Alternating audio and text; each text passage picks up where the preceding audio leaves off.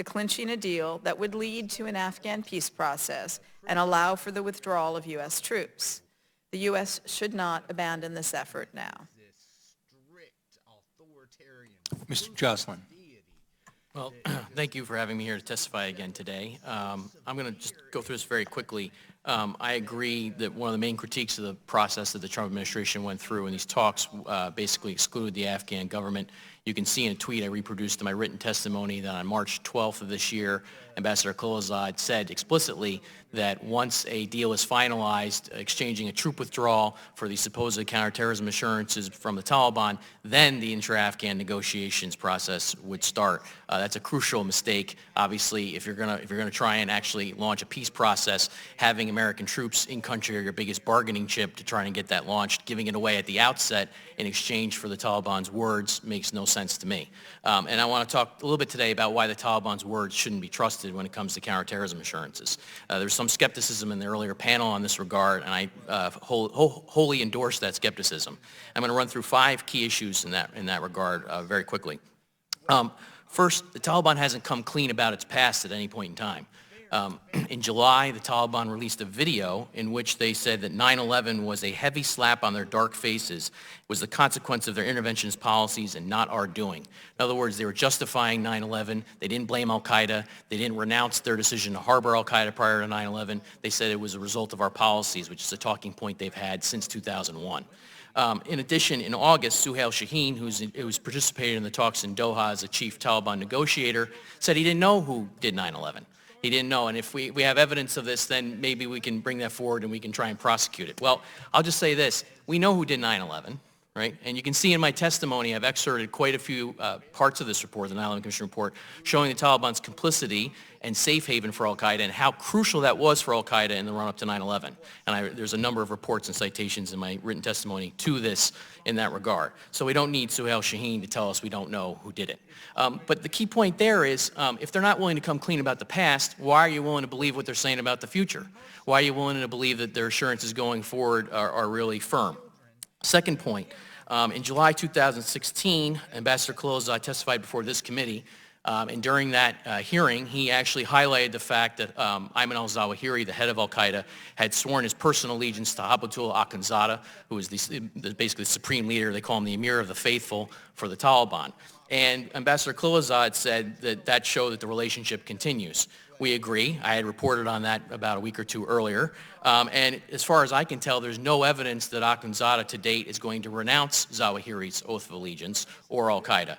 And as part of any talks that you heard a lot in the first panel about how there's assurances from the Taliban about breaking with al-Qaeda and restraining them and that sort of thing. Well, here's a very concrete example of what the Taliban could do in that regard and should do in that regard if you're going to actually start to believe them, which is that their leader, Abu'l Akhundzada, should disown Zawahiri and his oath of allegiance. Very quickly, third point, the number 2 of the Taliban is a guy named Siraj Haqqani. And we've tracked Siraj Haqqani for a long time. And it took a number of years to get the Haqqani network designated as a terrorist organization by the U.S. government. That network was designated in part because the Haqqani network remains closely allied with al-Qaeda throughout its history, going back from the 1980s to this day. Siraj Haqqani is not only the number 2 in the Taliban, but actually oversees the Taliban's war machine across Afghanistan. There's a lot of evidence in my written testimony about how the Haqqanis remain intertwined with al-Qaeda. There's a lot more I could say in that regard. I've seen no evidence that Siraj Haqqani was going to break with al-Qaeda or anybody in the Haqqanis. We're going to do that. Number 4, al-Qaeda in the Indian subcontinent. This is highlighted in my testimony as well. It was created in 2014. There's plenty of evidence that AQIS, as it's known, is fighting alongside the Taliban's members throughout the country. Al-Qaeda and AQIS members serve as religious and military instructors for the Taliban. They remain embedded in the Taliban. In fact, a special Inspector General report submitted to Congress earlier this year highlighted the fact that actually many, according to this report, many Al-Qaeda members are actually dual Al-Qaeda and Taliban members. That's how integrated they are. And so a lot of times you can't even tell who's an al-Qaeda guy and who's a Taliban guy. Believe me, I'm the nerd who tracks this stuff. That's true. Sometimes you can't tell who's who, but that's how intertwined they are. And fifth, in terms of counterterrorism assurances from the Taliban, there's a sort of a constellation of Central Asian, Uyghur, and Pakistani jihadi groups fighting under the Taliban's banner in Afghanistan. I see no reason to believe the Taliban has agreed to restrain them in any meaningful way. We're talking about Uzbek groups like the Islamic Movement of Uzbekistan, the Islamic Jihad Union. We're talking about the Turkestan Islamic Party, which fights in Syria and Afghanistan. We're talking about Lashkar-e-Taiba. The UN reports I cite in my testimony all document their presence in Afghanistan under the Taliban's banner, and I find it hard to believe that the Taliban will restrain all of them. Thank you. Well, thank you. Mr. Phillips. Thank you, Mr. Chairman, and to our witnesses. Mr. Jocelyn, I'll start with you. Clearly, from your testimony, you have little faith or confidence in the Taliban being trustworthy for a good reason. So what should we do in light of the fact that they're not, in your estimation? What would be in our best interest? I have no problem with trying to bolster a process that includes the Afghan government in the talks and insisting on that from the go. My main problem with what happened here was, one, I think there was a lot of credulity when it came to the Taliban's words on counterterrorism assurances from Ambassador Khalilzad and others, and two, the Afghan government clearly didn't have a formal seat at the table. You heard Ambassador Wells talk about how some members of the Afghan government were able to take part in talks, but that was in a personal capacity, not as formal representatives of the U.S.-backed, internationally legitimate Afghan government. So if you're going to go down that path, then it's fine, but as long as you're insisting that the Afghan government is part of any legitimate peace process. Thank you. Ms. Miller, I know you've been involved in peace negotiations in Bosnia, Kosovo, and Macedonia. In general terms, what does a good peace negotiation look like, and what does a good agreement look like? It would have been my preference and my recommendation that the peace process should have included the Afghan government, the U.S., and the Taliban at the table simultaneously from the start.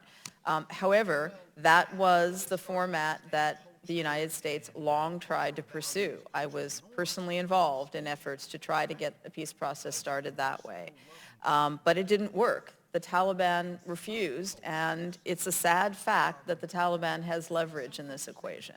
So as I said in my statement, it was a concession, and it was, but I think an unfortunately necessary concession to split the peace talks into two separate tracks, a U.S. Taliban track followed by an intra-Afghan track, as it's now called. In terms of what a peace agreement could actually look like, the preliminary agreement between the U.S. and the Taliban is only setting the stage for a potential peace agreement and a peace process. An actual peace agreement among the Afghan parties is going to have to address a wide range of issues, including political arrangements for Afghanistan, security arrangements for Afghanistan, implementation measures, verification measures. And so it will be complex, and it will take time to negotiate that. And frankly, the U.S. Taliban agreement is only useful insofar as you actually get to that second stage. It doesn't, as I said, bring peace to Afghanistan, nor is it actually necessary for the United States to negotiate with the Taliban the terms of its withdrawal. If all the U.S. wants to do is withdraw, it doesn't need to negotiate that with anyone. And I would agree that counterterrorism assurances in that context are meaningless. Those only become meaningful if you have the second stage of a peace process and you're able to form a consolidated Afghan government that brings the Taliban into the political fabric. I would just add to that, I think we have to be a little bit cautious in painting.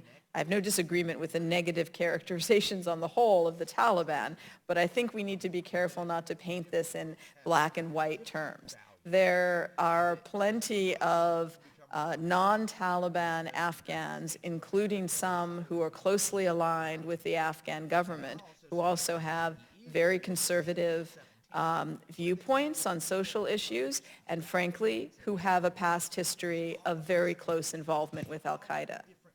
With Al-Qaeda, I repeat. It's a complicated picture that isn't just a pure black and white situation. I hope I answered your question. And in your past negotiations, are there any that are analogous to this current dynamic that we have in Afghanistan that you can point to? I would say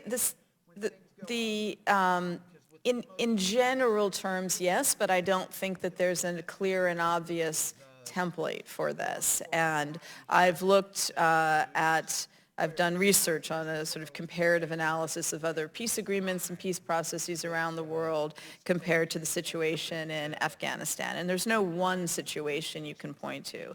I think what you can say is that one of the factors that makes peacemaking in Afghanistan much more difficult than in other circumstances is that it's a stalemate. Right.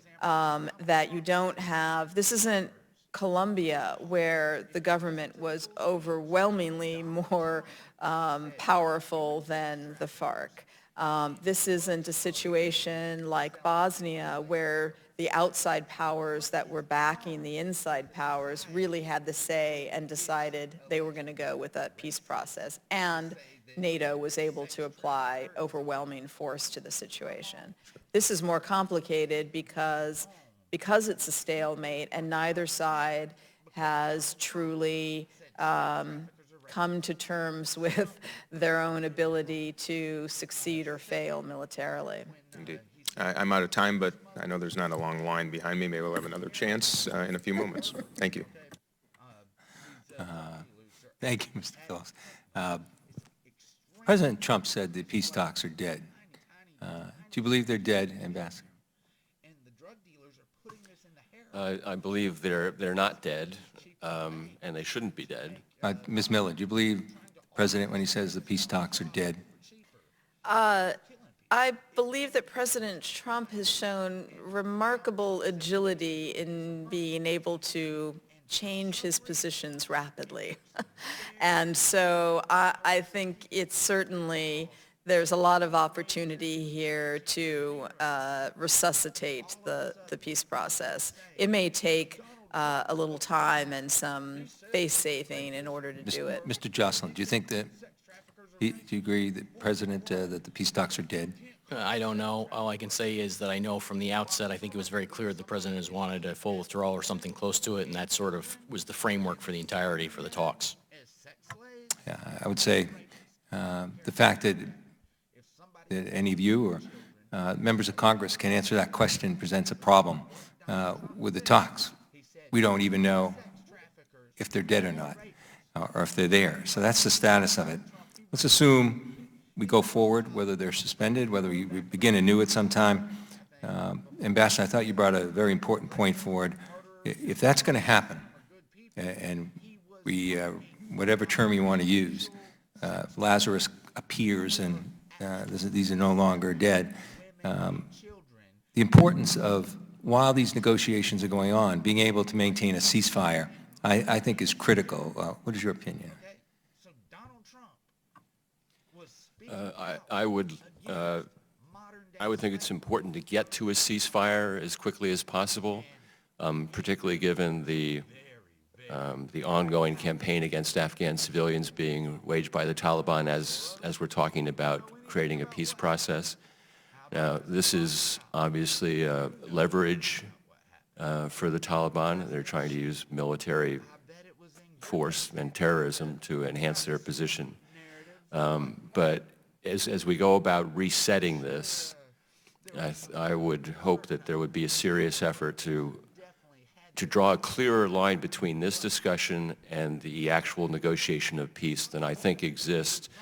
You have a better understanding now of the agreement than we do because you've been briefed and we haven't. But there are several... Well, we don't know if the agreement's alive. The agreement needs to be adjusted, I think, but the goal needs to be kept in mind that the agreement is really, as Laurel said, the agreement is kind of a key to getting into a peace negotiation. My problem is it's not clear that that key is going to work, or that it's strong enough. Well, here's another point, and Mr. Jocelyn, mentioned the Connie's, Ambassador, you mentioned Pakistan. I mean, it seems like these factors may not be front and center in some of these negotiations, and without that kind of discussion, how inhibited is our ability to proceed? I think our ability is gravely inhibited. Mr. Jocelyn? Pakistan has a key role to play here. I would suggest you look at Ambassador Khalilzad's personal Twitter account before he became special representative, and you'll see that he was very forthright about Pakistan's role in harboring and sponsoring Haqqanis and others who are directing the attacks in Afghanistan, and that is an issue that I do not think is going to be solved.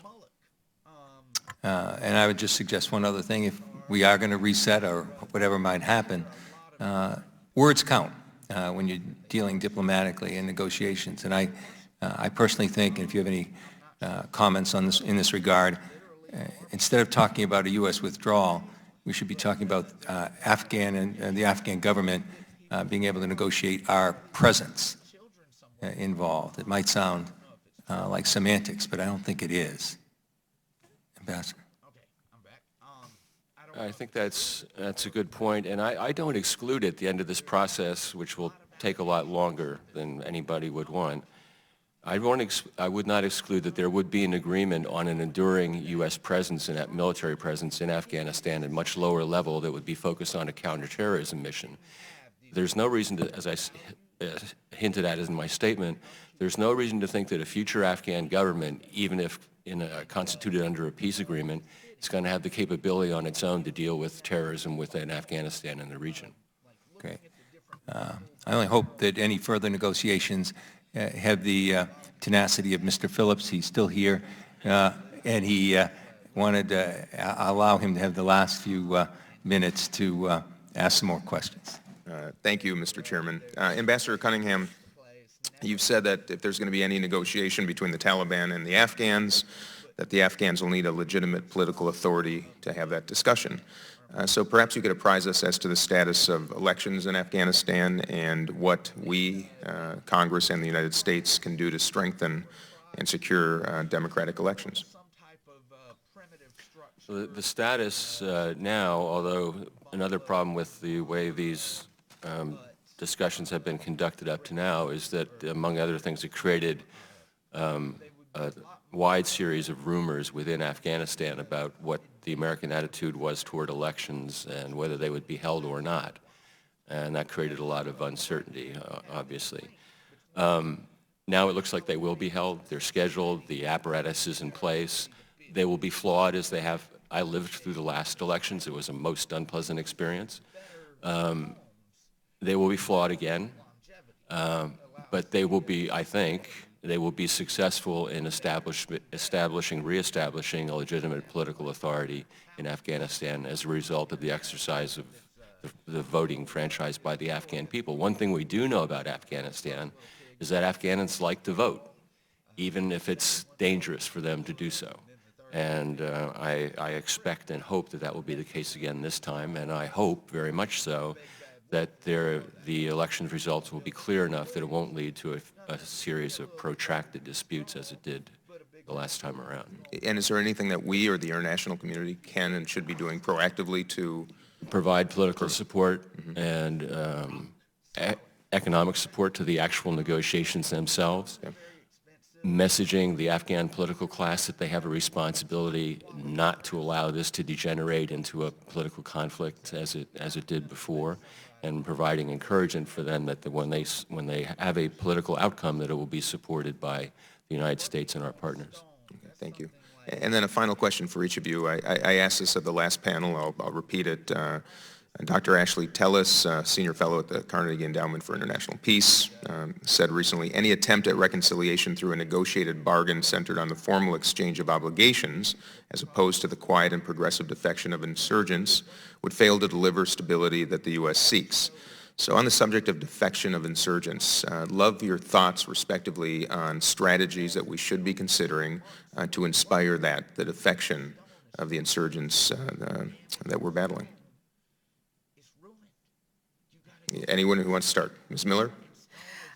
There have been a number of strategies that have been implemented over the years aimed at that, aimed at trying to split the Taliban or encourage defections. They are all almost entirely failures. And I do not expect that there's any strategy that can succeed in that. There's a lot of talk about the fractures in the Taliban, lack of cohesion within the Taliban. A lot of that is frankly wishful thinking and propaganda. Yes, I'm not saying they're an entirely monolithic organization, but let's face it, they have remained more unified and more cohesive than the other side has in this conflict. And they have been very careful to protect their cohesion, including through harsh measures of imposing ultimate sanctions on those who have sought to defect from the group, because they've been cognizant of the fact that sufficient cohesion has been their comparative advantage. So there's no quiet defection strategy to resolving this conflict. Mr. Jocelyn? I have a very grim view of the answer to your question. I think I wrote last year that I think in terms of where this war is headed, we've already lost if you game it all out.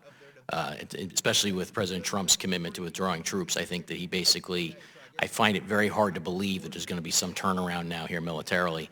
My issue is that going forward, and I agree totally, and I've said this myself publicly, if you're going to withdraw troops, I have no reason to absolve the Taliban on the way out the door on counterterrorism issues. It doesn't make any sense to me, especially when you're not getting any sort of real firm commitments that they're going to actually sit down for real talks with the Afghan government or anything along those lines. But I don't think there is a turnaround strategy at this point. There's no silver bullet, unfortunately. Okay. Ambassador? I agree. I don't think there's a strategy of attrition or withdrawal that will work in any time frame that we would want to see, certainly. That attrition will take place over time, hopefully in the context of a political agreement that does establish protections and rights and obligations. And there are serious issues that need to be addressed, like the status of the Afghan constitution and the role of women and other things that we've been talking about, that of education, all those things that have made today's Afghanistan so different from what it was 18, 19, 20 years ago. Those things need to be built into a fabric that provides a solution. It can't be kind of left to drift along, and that won't happen, in my view. So one final question, and just a yes and no from each of you. Is it, in your estimation, starting with you, Mr. Ambassador, do you think that the Taliban would be willing to agree to just about anything that would ultimately lead to the withdrawal of our troops, anticipating that we would be hesitant to ever return? Whether they would be willing to agree to almost anything, I doubt. But they certainly have an incentive to, depending on, again, the crucial question, what the timeline is. Mm-hmm. They want us out. They'll be willing to do what's necessary to get us out. The question is, will that be at the end of a peace agreement or before there's a peace agreement? One thing I think you can count on is that they won't have any compunction about taking advantage of a situation in which we're not there and the Afghans are weak. Indeed. Ms. Miller? They have their red lines, and they, regardless of anything that President Trump or President Obama said about desiring to get out of Afghanistan, they know for a certainty that America will not be in Afghanistan forever, and they will. Mm-hmm. Well said.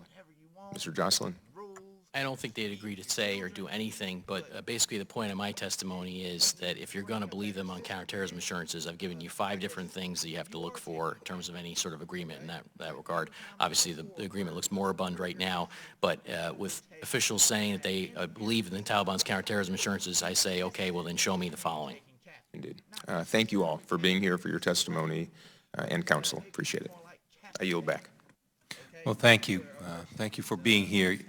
You know, this is an extremely important issue. It doesn't receive perhaps the greatest public attention that it deserves. I echo the sentiments of some of my colleagues that we should have had better representation, not that you're not great, but people that are directly involved in negotiations currently here informing us and the American public what goes on. We should do that for the families and friends of loved ones that lost their lives, both in the military side and civilian side, in this long, long war. We should do that for the military and civilian and their families and loved ones that are currently there in that region.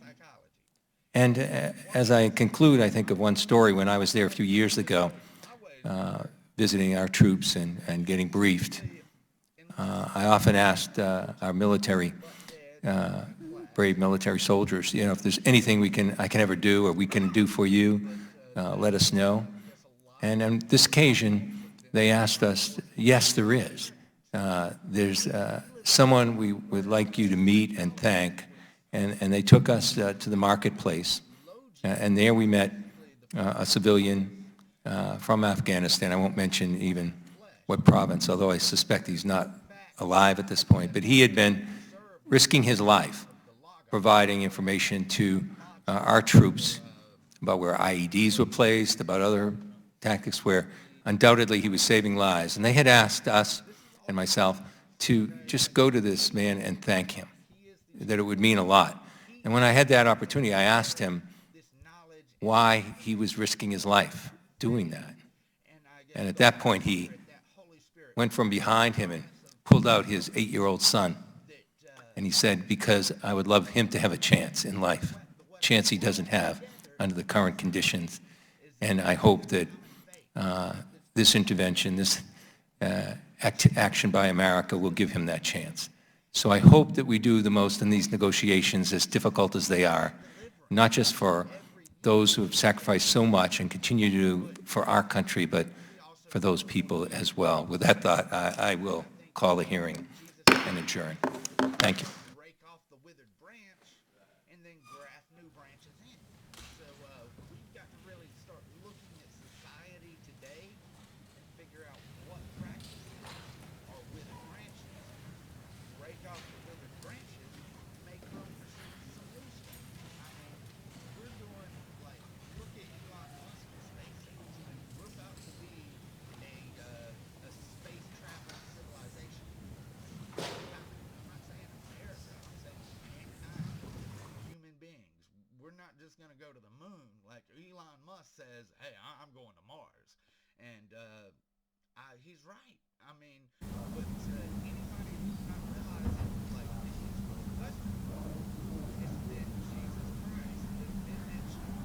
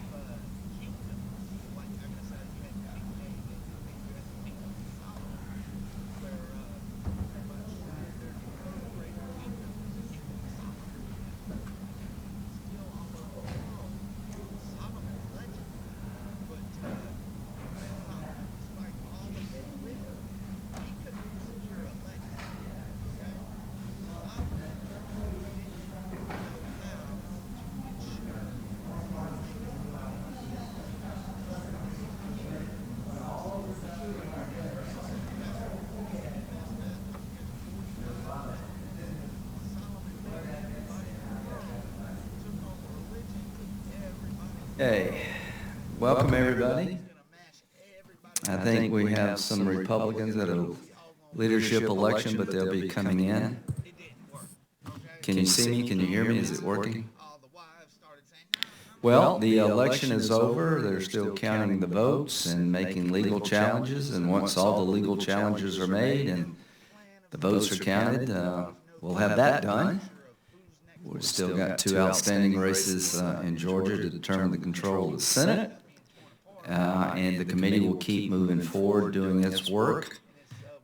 We have next week social media oversight. I can't wait to have the social media CEOs come to the committee and explain themselves about their platforms. So that's November the 17th. And I think there's a lot of bipartisan support to take a hard look at social media platforms. The Earn It Act is still a business pending before the committee, and after the hearing, we'll have a markup. But today, we have Mr. McCabe, who's the number 2 at the FBI during Crossfire Hurricane. I think he's going to appear remotely. So I appreciate him coming. And what I'll do is make a brief opening statement. Crossfire Hurricane has been looked at in many fashions. The Inspector General's report found 17 policy violations regarding the way the Crossfire Hurricane operation was performed. The FISA court basically rebuked the FBI and the Department of Justice regarding the warrant application made against Carter Page. Every person that we talked to, been able to get a hold of, has said, if I knew then what I know now, would not have signed the Carter Page warrant application. We'll take that topic up with Mr. McCabe. And counterintelligence investigations of political people, the committee needs to look long and hard at creating some new rules of the road. This won't be the last time foreign governments try to interfere in our election, and the Russians did, for sure, try to interfere in the 2016 election. We'll see what happened in 2020. But also, you got to make sure that those involved in investigating campaigns have a even hand about it, and that whatever biases they have don't seep into the system so that one candidate gets treated differently than the other. And we're going to talk about that today with Mr. McCabe, that every allegation of a campaign being involved with foreign entities or trying to create an impression of involvement with foreign entities needs to be looked at, not just one side of the ledger. And I look forward to asking Mr. McCabe, did the FBI live up to that when it came to Crossfire Hurricane, and try to find out how the system got so off the rails when it came to Mr. Page and the warrant application. So with that, I will turn it over to Senator Feinstein. Thanks very much, Mr. Chairman. I appreciate your comments on the election. I think we all should be heartened by the record participation and the dedication of our poll workers and state election officials, and certainly on this side of the aisle, and I hope on the other side too, in the results. So we thank you for calling this hearing. It's part of your examination of Crossfire Hurricane, and that's the FBI investigation into Russian interference in the 2016 election. Special Counsel Mueller took control of that investigation when he was appointed in 2017. He concluded that there was foreign interference in the 2016 election.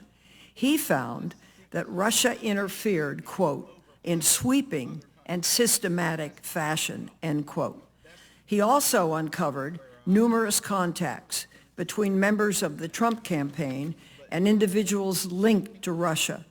And he determined that the campaign knew about, welcomed, and, quote, expected it would benefit electorally, end quote, from Russia's interference. The Senate Intelligence Committee, on which I sit, confirmed Mueller's findings in a bipartisan report. The report details Russia's 2016 interference and how Trump campaign members were involved.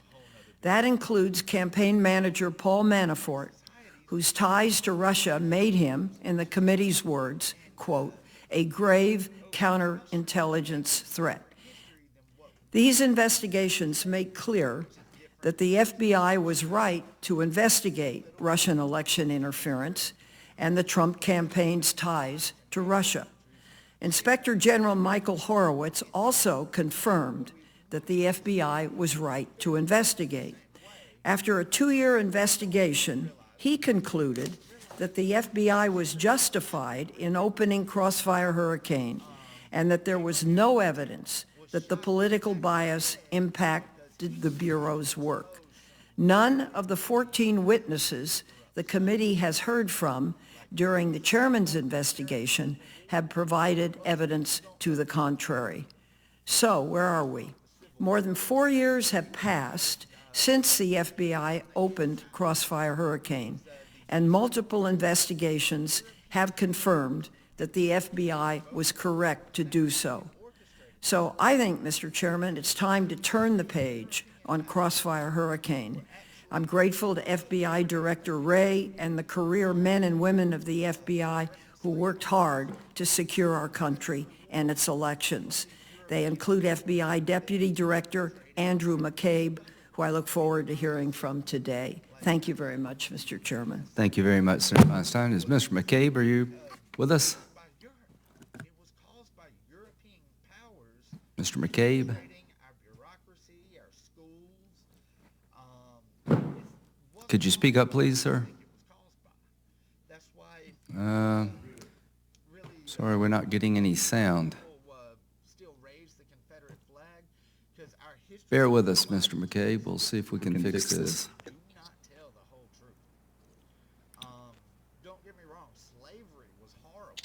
Slavery was absolutely horrible. But the American Civil War was fought to stop communism from coming from Europe. I'm serious.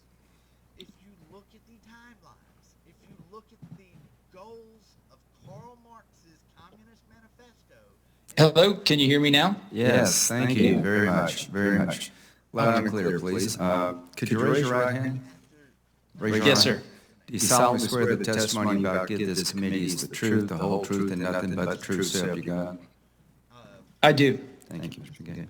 Would you like to say anything? Would you, or just Major Robert Anderson. use your... Yes, sir, I have an opening statement that I would like to read. Please, go ahead. Okay. Chairman Graham, Ranking Member Feinstein, and distinguished members of the committee, thank you for giving me the opportunity to testify today. I had the privilege to serve as an FBI agent for over 21 years. From my first assignment working Russian organized crime in New York City to the last years I spent as deputy director at FBI headquarters, I worked with the greatest people on earth.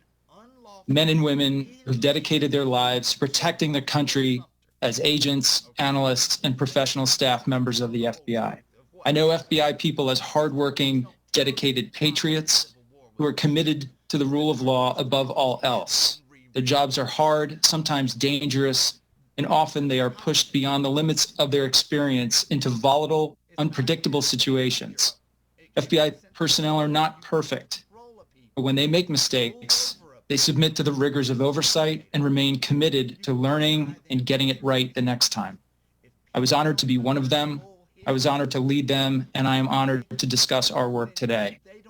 I've agreed to testify today about my knowledge of events related to the U.S. Department of Justice Office of the Inspector General report entitled Review of 4 FISA Applications and Other Aspects of the FBI's Crossfire Hurricane Investigation and the investigation into Russian interference in the 2016 presidential election. Because I was not permitted to consult the documents that may have refreshed my memory, to include my personal notes and my calendar, I may not be as precise and accurate as I otherwise would be. I appreciate the committee's flexibility in conducting this hearing virtually rather than in person. While I continue to believe an in-person appearance is a better vehicle for a fair and vigorous oversight hearing, the current status of the COVID-19 pandemic compels me to be extremely cautious about where I go and what I do. My wife is a frontline first responder who takes care of children and their families in our local emergency room. I try to avoid unnecessary chances of potential exposure that might put her at risk and possibly endanger her ability to continue caring for our community. In July of 2016, the FBI initiated an investigation codenamed Crossfire Hurricane to determine whether an individual or individuals from the Trump presidential campaign might be coordinating with the Russian government to interfere with our 2016 presidential election. The concerns that led to our initiation of this case are well known. In the fall of 2014, the FBI had begun tracking cyber actors affiliated with Russia who were targeting U.S. political institutions, academic think tanks, and other entities. In the spring of 2016, this activity intensified as new Russian cyber actors invaded computer networks at the Democratic National Committee. At the time, we did not know what they planned to do with the information they were stealing from the DNC, but soon we found out. In July 2016, Russian intelligence agents, acting through the online alias Guccifer 2.0, published hundreds of thousands of emails and other information stolen from the DNC with the intent of damaging Hillary Clinton on the eve of the Democratic National Convention. This malicious use of stolen information signaled a new level of hostility directed at the heart of American democracy. Several months before this release, and unknown to the FBI at that time, a foreign policy advisor to the Trump campaign, George Papadopoulos, informed a diplomat from a friendly foreign government that the Trump campaign had, quote, received indications from the Russian government that it could assist the campaign through the anonymous release of information that would be damaging to Hillary Clinton, close quote. It was only after the DNC information was publicly released in July that the diplomat communicated the content of his conversation with Papadopoulos to the United States government. So what did we know in July 2016? Well, we had known for almost 2 years that the Russians were targeting our political institutions in cyberspace. By the spring of 2016, we knew the Russians had stolen information from the DNC. By July, we knew the Russians had used that information in a manner designed to hurt Hillary Clinton's chances in the election. And then we learned that before the Russians attacked us, an individual from the Trump campaign may have known the attack was coming.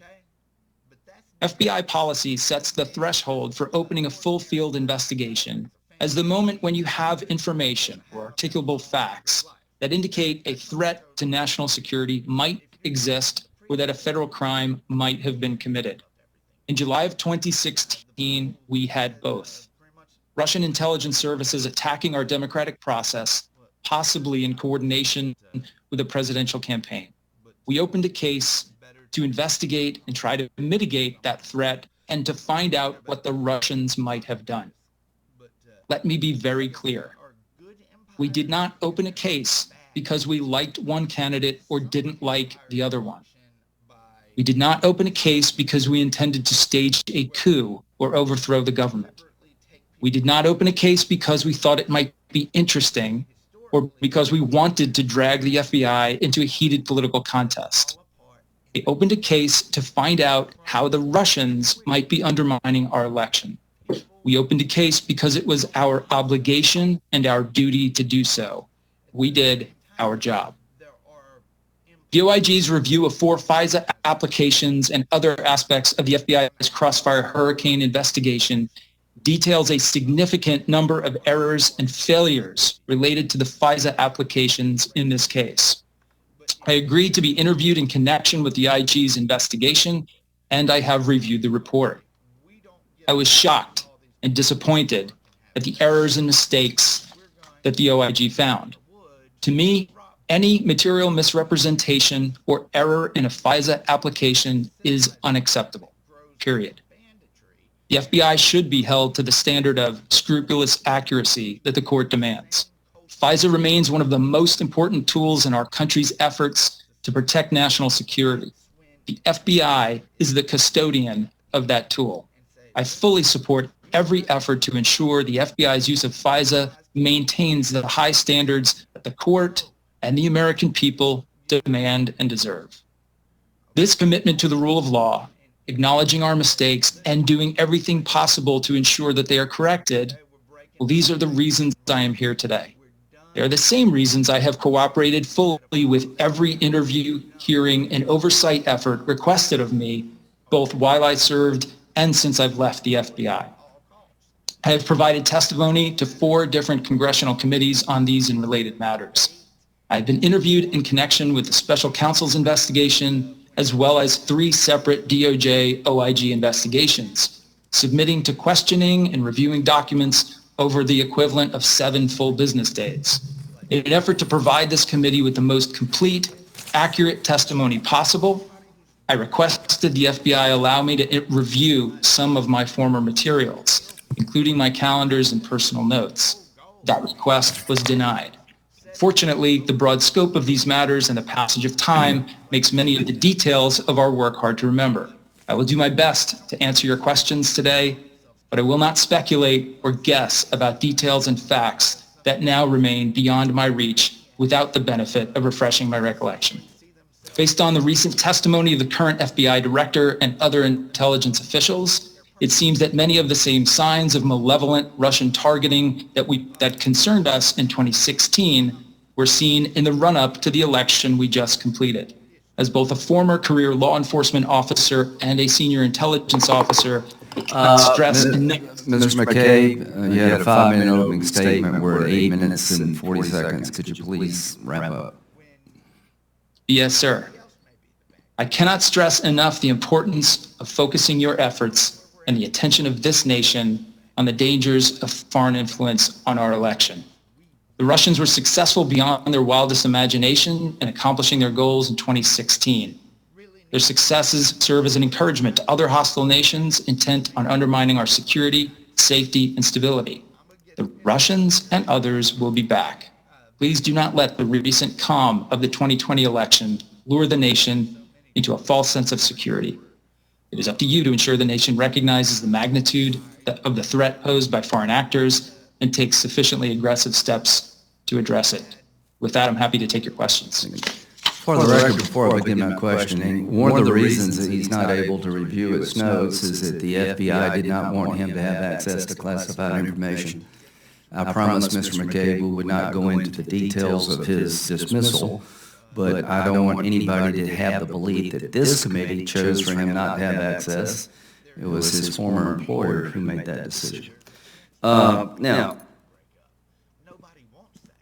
very quickly, did anyone from the Trump campaign wind up being prosecuted for colluding with the Russians? After the last 5 years, when nearly every media outlet in the country... Senator, it's my understanding, the results of the Mueller investigation, that no one was prosecuted for criminal conspiracy involving activity with the That would Russians. include Mr. Papadopoulos, is that correct? Mr. Papadopoulos, to the best of my recollection, was prosecuted for making false statements to FBI agents. Thank you. All right, let's make sure that the FBI treated both sides fairly. Senator Feinstein suggested it was right to open up the investigation against the Trump campaign. You say it was right, it was your duty. Let's look at the entire record of the 2016 election and see how even-handed the FBI was. On September the 7th, 2016, the CIA, now not the Australian ambassador of the United Kingdom in London, but our CIA sends an investigative lead over to the FBI. And they informed the FBI of U.S. presidential candidate Hillary Clinton's approval of a plan concerning U.S. presidential candidate Donald Trump and Russian hackers hampering U.S. elections as a means of distracting the public from her use of a private mail service. How many agents were assigned to investigate that? We need to do something different. We need to really start looking at things. Senator, if you are referring to the memorandum, the raw intelligence memorandum recently declassified by the DNI. Yeah. I have read that memorandum, and I don't understand it to be a request for investigative activity. I'm not aware that any agents were assigned to investigate the information. Wait a minute, time out. You get a memo, an investigative lead is what the CIA calls it, alleging that Hillary Clinton had just signed off on a plan to tie Trump to Russia for political purposes. How many people looked at that? How many agents were assigned to see if it was true or not? Did you know about it? Did you know about it? I was not aware of that memorandum. Wait a minute, time out. You get a CIA memo, investigative lead memo, suggesting that the Democratic candidate for president, Hillary Clinton, is trying to divert attention from her email server problem by casting aspersions against the Trump campaign being connected to Russia, and you didn't know about it. How is that possible? Senator, I'd like to explain to you how that's possible. Who did it go First- to? Who did it go to? I will. I just want to make sure if he understands who it went to. Who did the memo go to? I read the memo recently, and my understanding it went to Director Comey and was also to the attention of Peter Strzok. That memorandum that you're referring to, as I read it, is in response to an FBI request, oral request, for an update of the sort of information that the Crossfire Hurricane Task Force was reviewing about Russian activity in the campaign. That's from my best recollection. That's Well, what the I'm third here paragraph to says. tell you that that's not, what happened is that the CIA, and we've got the documents, sent to the FBI information suggesting that Hillary Clinton had approved of a plan to link Donald Trump to Russia for political purposes, and it went to Peter Strzok. Do you believe Peter Strzok was fair-minded when it came to the Trump campaign? Senator, my experiences working with Peter Strzok, yes, I believe he was fair in the decisions that he made and the work that he did. So do you object to Mueller relieving him from the investigation because of the emails show that he hated Trump's guts? My recollection, sir, is that we removed Peter from that team because of the ongoing investigation. Did you remove him or did Mueller remove him? We had conversations on the evening that I was first shown the text messages between Mr. Strzok and Ms. Page, and we made the decision to remove him, and we reached out to Director Mueller's team, and they agreed with that. That's my recollection. So you believe that Peter Strzok was on the up and up. Was it ever suggested to you by Mr. Precept that Mr. Strzok should not be involved in this investigation because of his relationship with Lisa Page? Senator, I remember discussing with both Mr. Priestap and Mr. Steinbach. So here's probably here are the facts. Precept suggests that Strzok not be involved. You overrode him. And here's what we know about Strzok and Page. Page, March 3rd, 2016. God, Trump is a loathsome human. Oh my God, Strzok. Trump's an idiot. He's awful. Strzok. God, Hillary should win 100 million to nothing. August 2016. Page. He's not ever going to become president, right? Strzok. No, he won't. We'll stop it. So is it your testimony under oath that you think Peter Strzok had no biases against Trump? Senator, it is my testimony under oath that the work that I saw Peter Strzok do on the Crossfire case and on other cases Why didn't he tell you? indicate any... Go ahead. Senator, I'm having a hard time finishing an answer. I don't know Please, if it's please finish. connection or what. But. Please finish. So I was simply stating that the work that I saw Peter do on this case and other cases, from that work and the decisions he made, I did not see any indications of political bias. How do you explain to the American people that when the FBI received a memo from the CIA alleging that Hillary Clinton had signed off on a plan concerning U.S. Presidential Donald Trump and Russia hackers hampering U.S. elections as a means of distracting the public from our use of a private mail service, that you did nothing? Should Peter Strzok have told you about this? I can't explain to you, Senator, what Peter Strzok or Director Comey thought about that memo at that time. Should you have been notified? What I can say, Senator, Wait a minute. is No, that wait a minute. having No, read the- please. I want to get into this. Everybody is saying that you had the right to open up an investigation against Trump based on the U.S. ambassador, the Australian ambassador to the United Kingdom who heard a conversation in a bar. What you're telling this committee, when the CIA informs the FBI about a plan signed off by Hillary Clinton to link Trump to Russia, nothing was done. Is that what you're saying? There was no investigation of that allegation at all.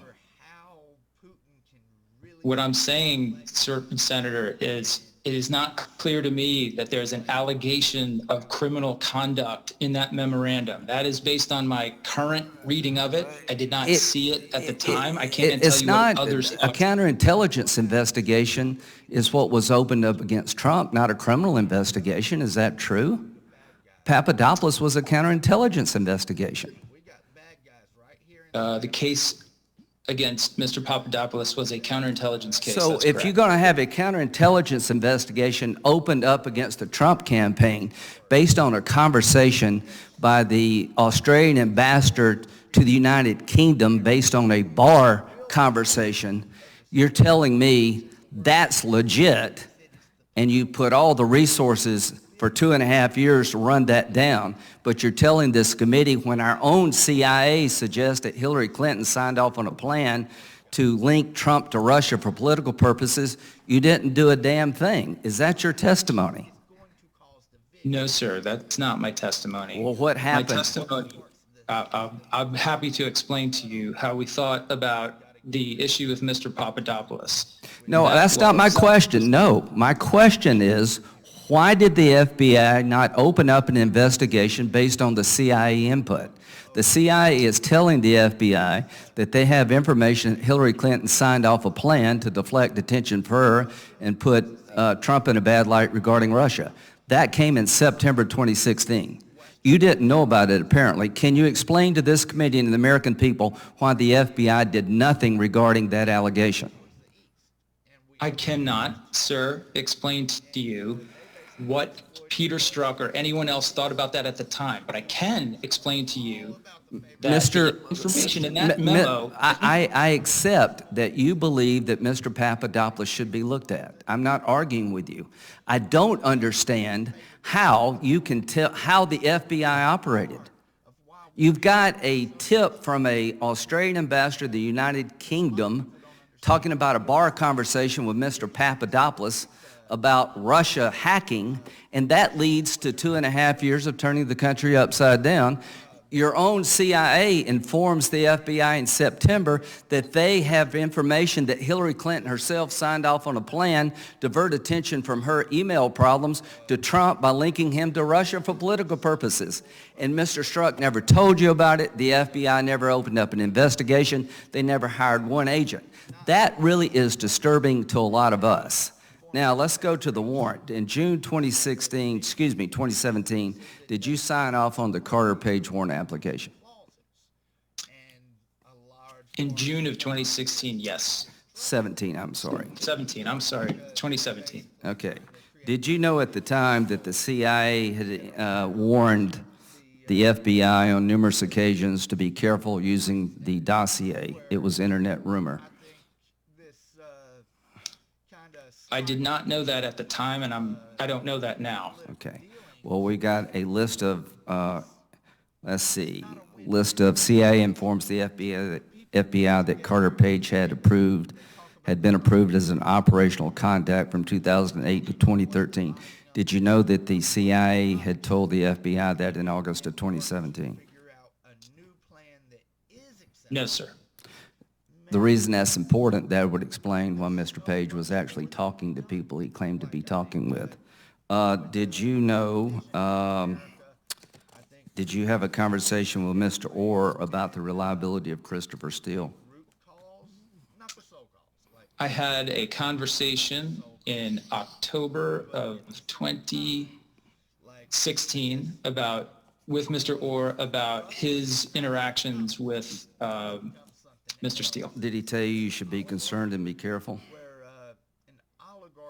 I don't remember him saying I should be concerned or be careful, no.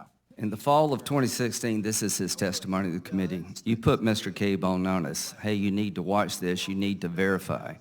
I certainly gave him the same caveats, and the caveats were that Steele hated Trump. Yes, your concerns. Yes.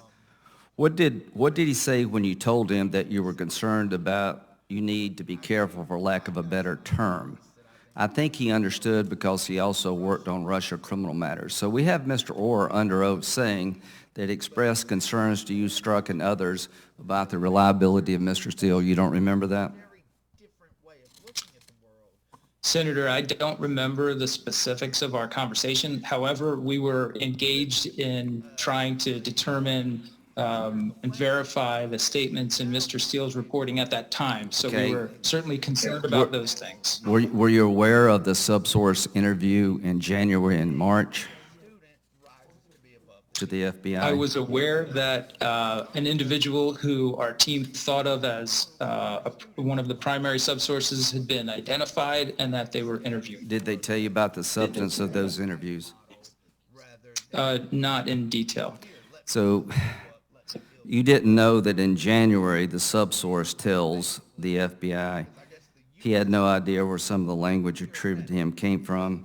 His contacts never mentioned some of the information attributed to them. He said he did not know the origins of other information that was supposedly from his contacts. He did not recall other information attributed to him or his contacts. Still used incorrect source characterizations for the primary subsource's contacts. That in March he said he never expected Steele to put his statements in reports or present them as facts. The statements were word of mouth and hearsay, conversations had with friends over beers, or statements made in jest that should be taken with a grain of salt. Was any of that ever communicated to you? No, sir, not that I can recall. If you knew then what you know now, would you have signed the warrant application in June of 2017 against Carter Page? No, sir. Okay. Finally, who is responsible for ruining Mr. Carter Page's life? If it's not you, if it's not Rosenstein, if it's not Comey, if it's not Sally Yates, who's responsible for putting together the information provided to the FISA court that was completely devoid of the truth, lacking material facts, completely represented what Mr. Page did and how he did it? Who should we look to for that responsibility? Well, sir, I don't agree with the way that you've characterized the That's entirety what the court of- said. I think, as the IG pointed out in the conclusions of their report, Who's responsible, Mr. you know, McCabe? everyone who had, every person who Everybody's played a role responsible, but in- nobody's responsible? Sir, it would help if you'd allow me to finish my answer. I think it might be easier to understand. The question I think is, who's we all responsible? And I think that we are all responsible for the work that went into that FISA. I am certainly responsible as a person in a leadership position with oversight over these matters. I accept that responsibility fully. Did you but I mislead cannot the sit here- FISA court? I signed a package that included numerous factual errors or failed to include information that should have been brought to the court. And what should be done, what should be done to you and others?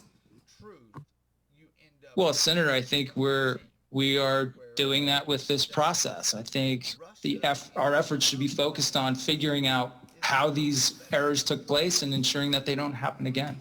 That starts with those who committed the problem being held accountable. Senator Feinstein. Well, Mr. Chairman, I hope, you know, this is difficult. It forces one hearings open, and then they get opened, and reports get done, and then they get castigated for doing it. And in his 434-page report, IG Horowitz confirmed that the FBI had a legitimate reason to open the Crossfire Hurricane investigation. Attorney General Barr disagreed with the IG's finding and has since referred to it as the bogus Russiagate scandal. So this is the first time I have heard this kind of thing happening. And one witness told the IG that, quote, it would have been a dereliction of duty and responsibility of the highest order not to investigate. Do you agree with that? better plan was designed to building. I'm sorry, Senator, I absolutely agree that it would have been a dereliction of duty for us to not initiate the Crossfire Hurricane investigation in the way that we did. Now, as I understand it, it was a counterintelligence investigation into Trump campaign ties to Russia. You opened a counterintelligence investigation into Trump himself after he fired former FBI Director Comey and linked Comey's termination to the Russia investigation. I don't know whether that's true or not. I'd like to know. You have said that if the FBI failed to open an investigation into Trump under those circumstances, we wouldn't be doing our job. I believe you said that on 60 Minutes. So I think it's pretty clear opening a counterintelligence investigation into a president is an extraordinary step. Why did you see it as necessary under those circumstances? Senator, there were a lot of things that were concerning us as we went through the opening and the process of investigating. Please say what they were. I think it would be helpful to this conversation. Sure. So we knew that the Russians had been targeting us. We had reason to believe, because of the friendly foreign government information, that the campaign had been aware of that and might have coordinated with them in those activities. So that's why we initiated the Crossfire investigation. After, as we proceeded with that investigation, we had a series of alarming, Director Comey had a series of alarming interactions with President Trump, in which it became pretty clear to us that he did not want us to continue investigating what the Russians had done. He actually asked at one point that we stop investigating General Flynn. He then fired Director Comey. He also asked that we state publicly that he was not under investigation. When we didn't do that and we didn't close the investigation on General Flynn, he fired Director Comey. He then stated publicly that he'd fired Director Comey thinking about the Russians. He then told the Russians that he had fired Director Comey and that had relieved a lot of pressure that had been on him. So we had many reasons at that point to believe that the president might himself pose a danger to national security and that he might have engaged in obstruction of justice if the firing of the director and those other things were geared towards eliminating or stopping our investigation of Russian activity. So what was found on that point? Well, that's the point, Senator, in which we handed the investigation on the first four people and the investigation of President Trump and the investigation of former Attorney General Sessions over to the special counsel team. And I think, we all know what happened.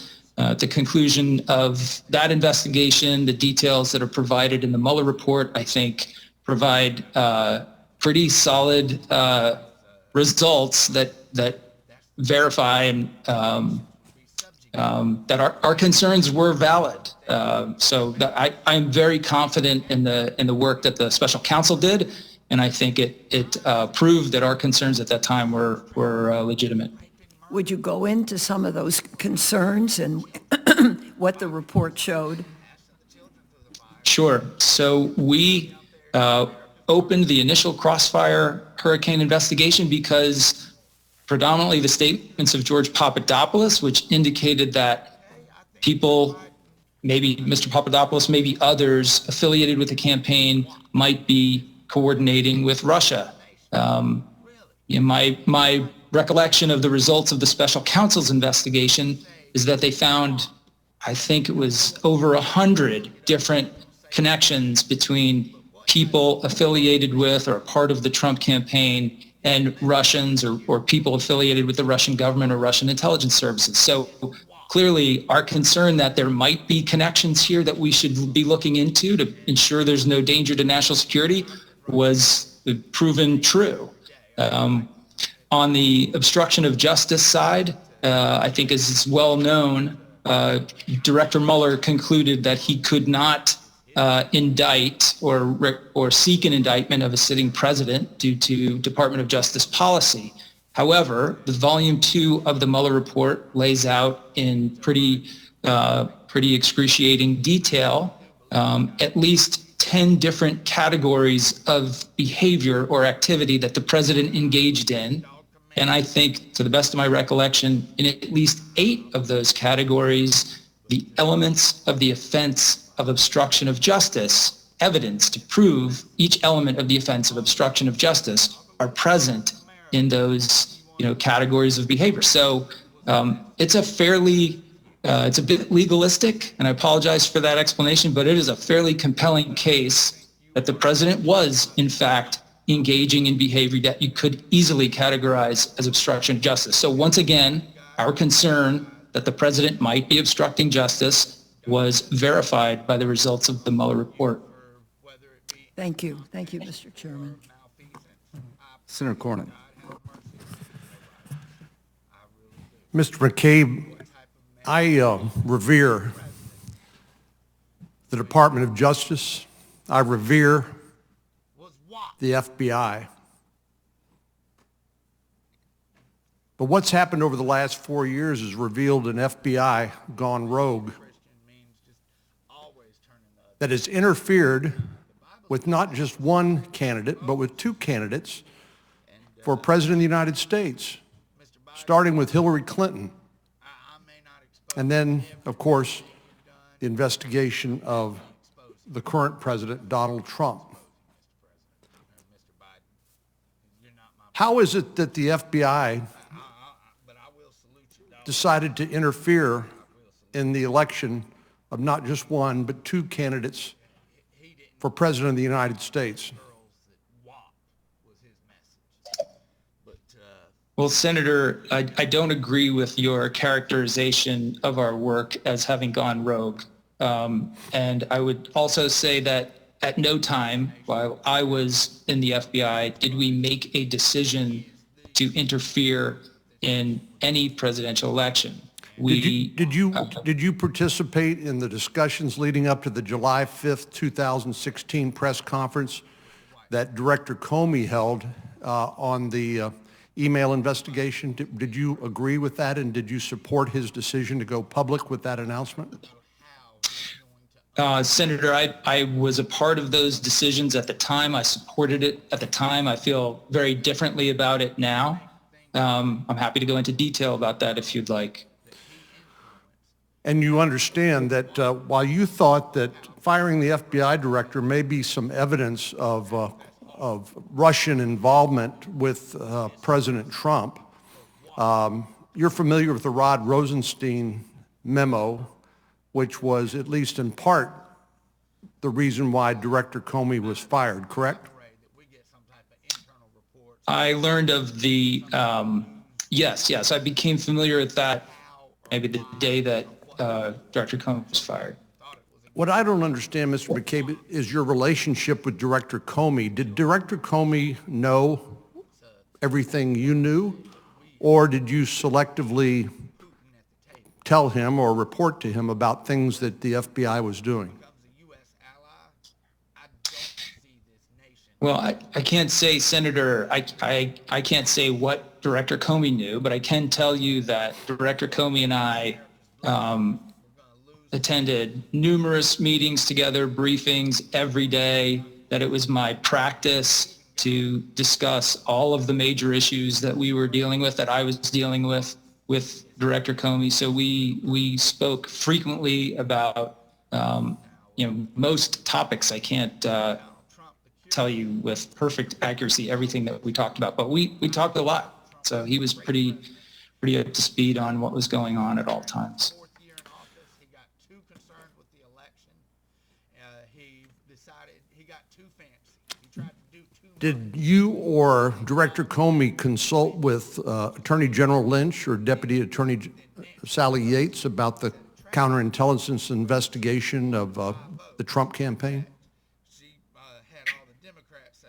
Yes, sir. Our team met with the folks, the DOJ leadership of the National Security Division, within a day or so of opening the Crossfire Hurricane investigation and informed them of what we had done and what we thought about the case and the people who were being investigated. And then Director Comey and I won't speak for Director Comey. I had follow-up conversations with department leadership in the days that followed and many times during the course of the investigation.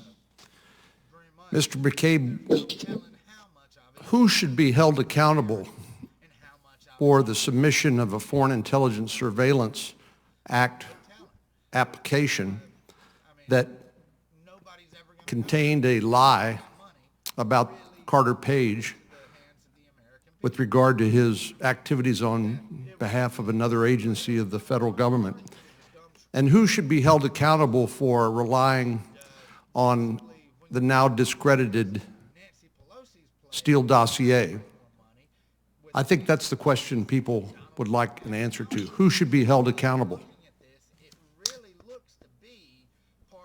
Senator, I think all of the people involved in this work should be and have been held accountable. I feel like the oversight process that we are engaged in now, the participation and cooperation and the efforts of the Inspector General, I think all of these elements of the work that the FBI has done internally to address everything from individuals to processes involved, I think those are all essential steps to ensure that these errors are fixed and that we take appropriate steps not to make them in the future.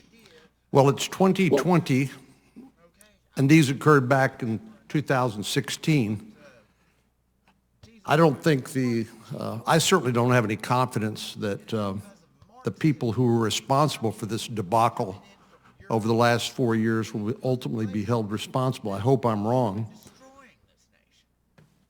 So I don't agree with my friend from California that's now a time to turn the page. We need to make sure that nothing like this ever happens again to any candidate or any president, regardless of their political party. I have to tell you, my biggest concern, Mr. McCabe, is that the FBI under James Comey and under your leadership as Deputy Director of the FBI can do this, what they did to Hillary Clinton, a candidate for President of the United States, and can do it to Donald J. Trump, both as a candidate and a current President of the United States. What chance does an average citizen have if they're under investigation by an FBI led by leaders in the fashion that you and Mr. Comey led during the time of these investigations? What confidence can an average citizen have that they would have any chance at all?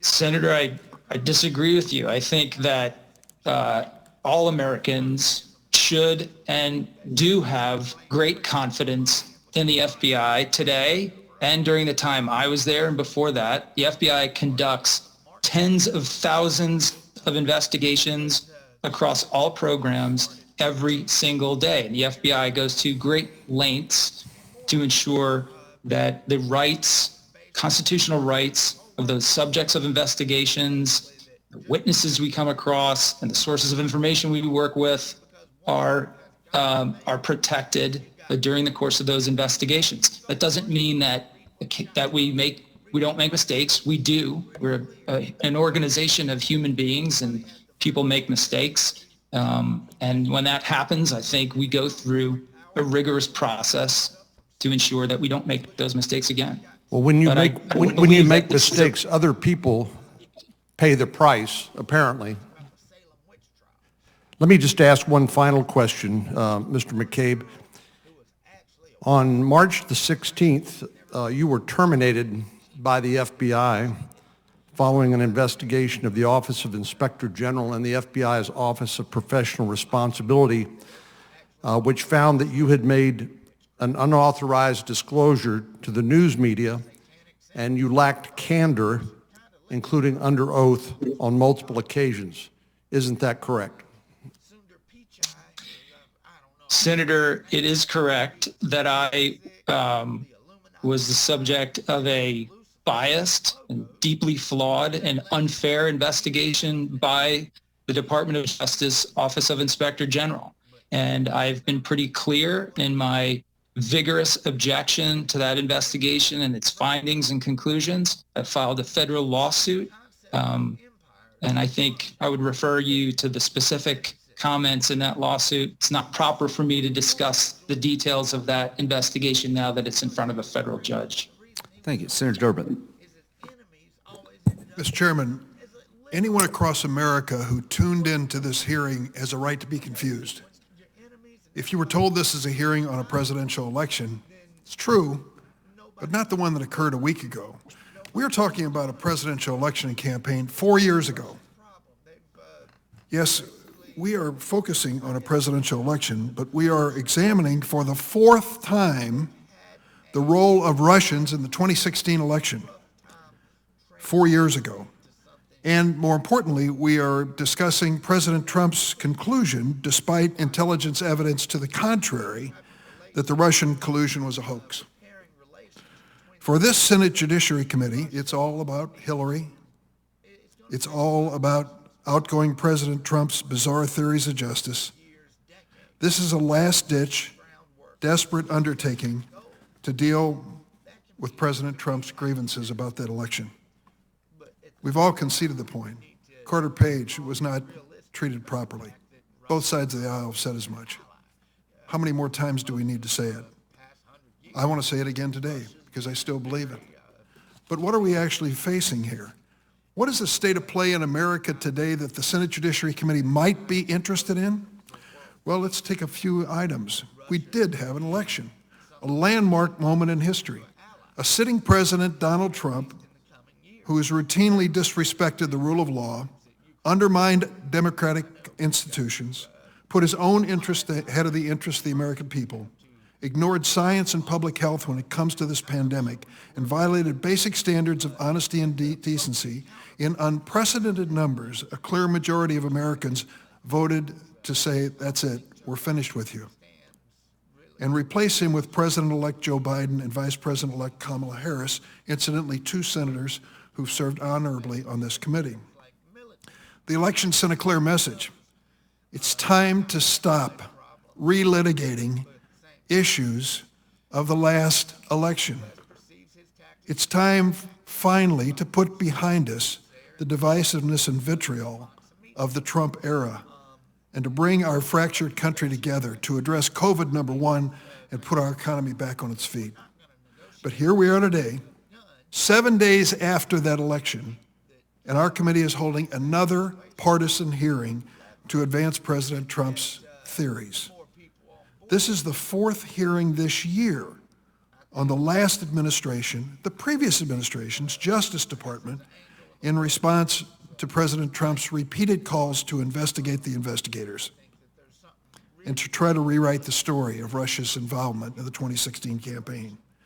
Meanwhile, the Senate Judiciary Committee that we sit on here hasn't held a single oversight hearing on the Trump administration's Justice Department in this Congress. Any issues we might want to raise? I can think of a few. Perhaps we might even investigate the Department of Homeland Security and their zero-tolerance policy.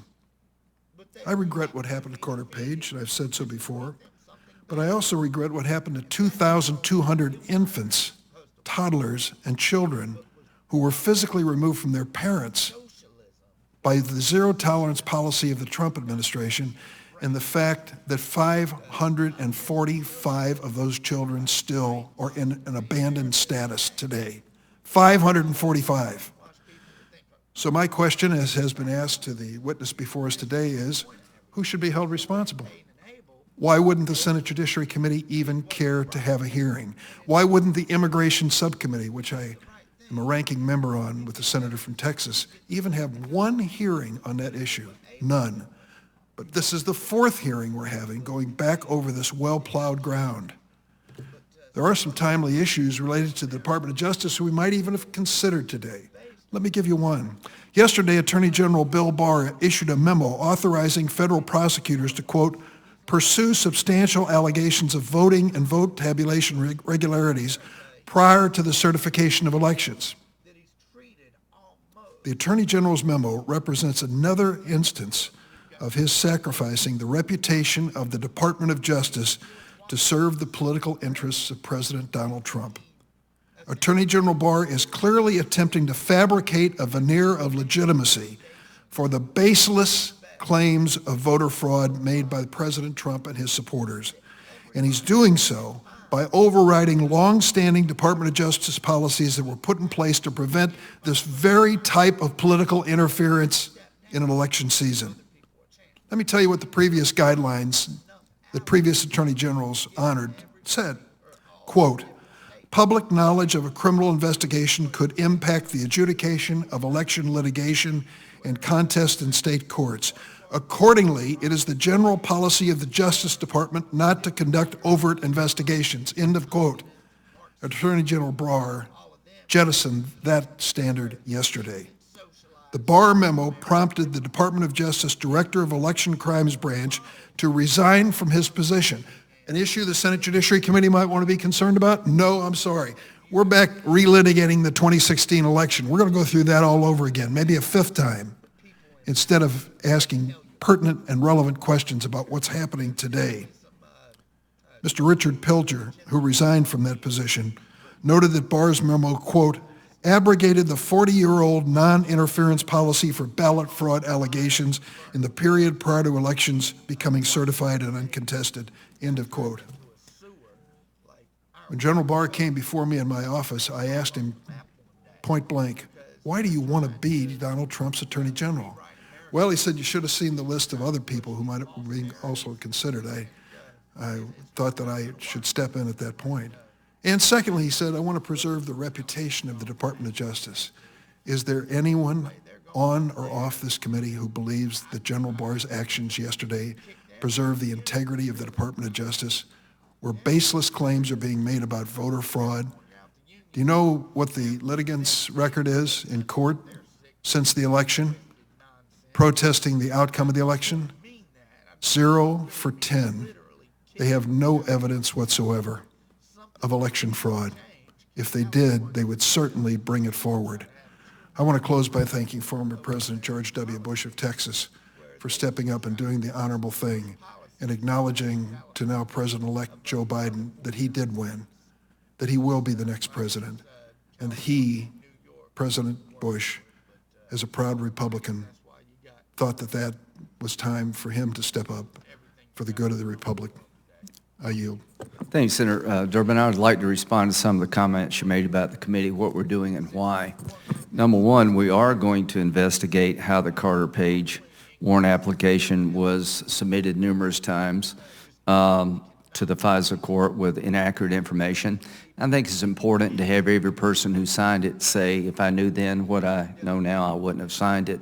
To me, it's actually pretty stunning.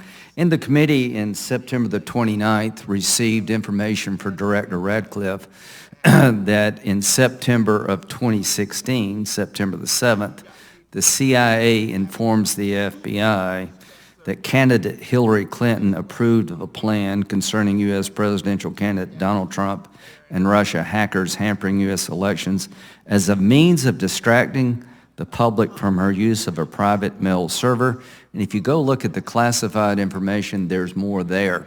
And I guess what we're saying is that you accept without any doubt that the FBI should have looked at all things Trump based on Papadopoulos, that it would have been a dereliction of duty not to do so. What we're suggesting is that when the CIA informs the FBI that Hillary Clinton may have signed off on a plan to link Trump to Russia for political reasons, nobody did anything. There wasn't an investigation opened. Mr. McCabe didn't even know about it. The FBI director says it didn't ring a bell. The person it went to was Peter Strzok, who was incredibly biased against President Trump. So I guess what we're saying, if you believe it would have been a dereliction of duty not to look at Trump based on a statement by the Australian ambassador to the United Kingdom regarding a bar conversation in London that led to everything we've dealt with for 2.5 years. We were wondering, just out loud here, how could you ignore the CIA information provided to the FBI that the Democratic candidate for president signed off on a plan to link Trump to Russia for political reasons, which may explain some of the garbage of Crossfire Hurricane? Now, you're okay with that. We're not. You're absolutely, perfectly fine with the fact that the Democratic candidate for president of the United States in 2016, the CIA had information she signed off on a plan to link the Republican candidate to Russia for political purposes, and nobody did anything. You're absolutely fine with that. We are not. That is a big deal to me, because this won't be the last election we'll ever have. And you can't live in a country this way. You can't live in a country where they take a CIA lead and put it in the garbage can, and nobody do anything. That's just not fair to this country. That's got to stop. You can't have two standards. Will you help me make sure Mueller doesn't get fired? Yes. Mueller got to do his job. Well, here's what we're upset about. Nobody took allegations from the CIA seriously about Hillary Clinton's effort to sign off on a plan. It may not be true, but somebody should have looked at it. Nobody cared over there. I think most people on this side of the aisle believe that when it came to Clinton and Trump, the FBI and all the people involved with Crossfire Hurricane shut out anything that would change the narrative that Trump was being involved with the Russians. They ignored every stop sign about Carter Page. They kept ignoring information because they wanted an outcome. And they didn't lift a finger to investigate a lead from our own CIA.